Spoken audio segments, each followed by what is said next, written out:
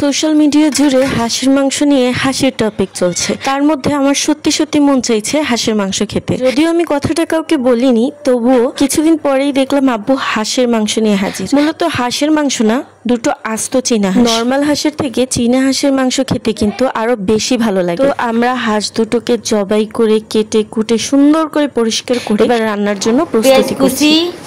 গরম মশলা, জিরা বাটা, নারিকেল বাটা, রসুন বাটা, আদা বাটা, কাঁচামরিচ বাটা, কাঁচামরিচ কাটা। এবার আপনারা জেনেই গেলেন কত সুন্দর করে আমার আম্মু মশলাগুলো তৈরি করে নিয়েছে। এই পারফেক্ট মশলাগুলো দিয়ে তৈরি হবে আমাদের খুবই মজাদার লোভনীয় চীনা হাঁসের মাংস। আপনারা দেখতেই পাচ্ছেন আমরা রান্নাটা কিভাবে তৈরি করছি। এইভাবে এই সেম মশলা দিয়ে যদি রান্না করেন, এই স্বাদ আপনি কখনোই ভুলতে পারবেন না। আসলে আগে বেশিরভাগ হাঁসের মাংস খাওয়া হতো নানা বাড়ি গেলে, কিন্তু তাছাড়া খাওয়া হতো। এবার মায়ের হাতের রান্না খেয়ে আমি তো এত চমৎকার ভাবে আম্মু রান্না করেছে যে একবার আমার মায়ের হাতের রান্না যদি আপনারা খেয়ে নেন, আপনারা রেস্তোরাঁয় যাবেন না। এবার ভাববার বিষয় হলো মায়ের হাতের রান্নাটা আপনারা কিভাবে পাবেন। আম্মু যে রেসিপি এবং যেই উপকরণ ফলো করে এই রান্নাটা করেছে, সেম উপকরণ সেম ভাবে যদি আপনিও রান্না করেন, আমার মায়ের হাতের রান্নার স্বাদ আপনিও পেয়ে যেতে পারেন। ছোটবেলায় একবার চীনা হাঁসের মাংসের রান্না খেয়ে পুরো ঘর শুদ্ধ সবাই ঘুমিয়েছিলাম সারাদিন। এমন মনে হচ্ছিল যেন আমাদের নেশায় ধরেছে। কিন্তু